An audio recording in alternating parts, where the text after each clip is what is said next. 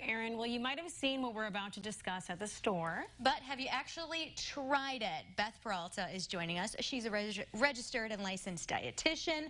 Good morning, Beth. We are talking about jicama today. Correct. So what is jicama? It kind of looks like a potato. Yeah, it's a root vegetable, so similar to a potato or a turnip.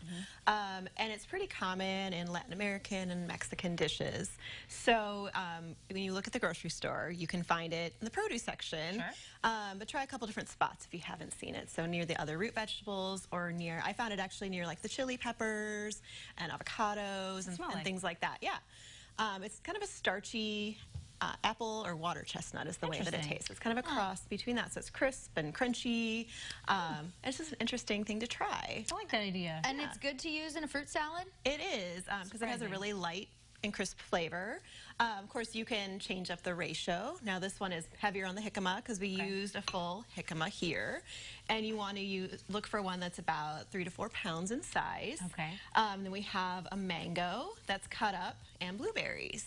So you can mix this up too. I mean, fruit salad, you can do whatever you like. Exactly. Cool. Whatever's in the fridge at home. So to prepare it, you do have to peel it, so you don't want to eat the skin. Yeah, so I found it easier to use the vegetable peeler than a paring knife. So if you have one of those at home, that's probably a place to start. Yeah. And then once you've got the skin off, it cuts really easily with the chef's knife. I love that.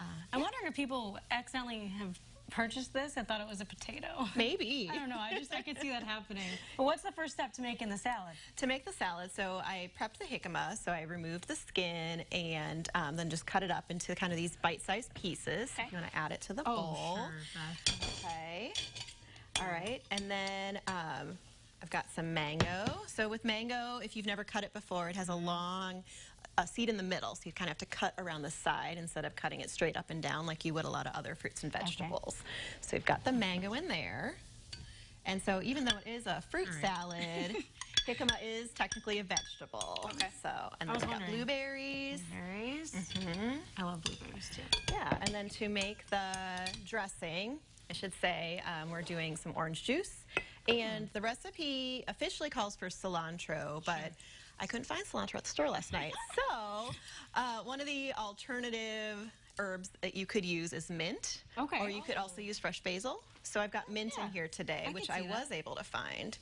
So you can make it work, you know. You can mix it up. We don't mind. You just sometimes it's good to have permission to do different flavors. Thank you for giving us permission. You're welcome. We always appreciate that. When you get the jicama at the store, you want to bring it home and you can store it in a dry, cool place, much like you would potatoes or onions.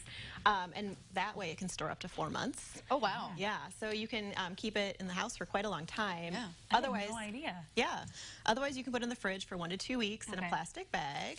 Right. And storage is important too. Yes. And once you cut it, you can put it in a plastic bag or wrap it in like a plastic wrap for up to a week. I'm just curious, what else do people use this for? Some people do use it cooked as well. I like it also on top of like a lettuce salad if you cut it in like those really thin strips, kind of like what they do with radishes and things like that. Okay, I just was curious. I never used it. What are some of the benefits of jicama? It's very high in water content, so it's really refreshing on a hot summer day. So it's about 85% water, and it's really a good source of vitamin C.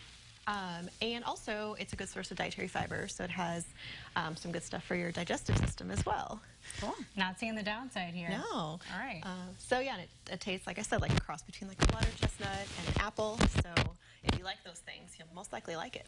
Yeah. Try it. Thanks, Beth, for being here. We'll have this posted later if you guys want to make it with the kiddos. Should be a fun time. Yeah. Thanks as always. Well, still to come, if you're looking for some fun weekend plans, we've got you covered. Jesse Tuttle from CU Comedy is going to preview 2 big shows this weekend, plus tell you how you can get up on stage yourself if you're feeling that. It's coming up. Stick with us. I do.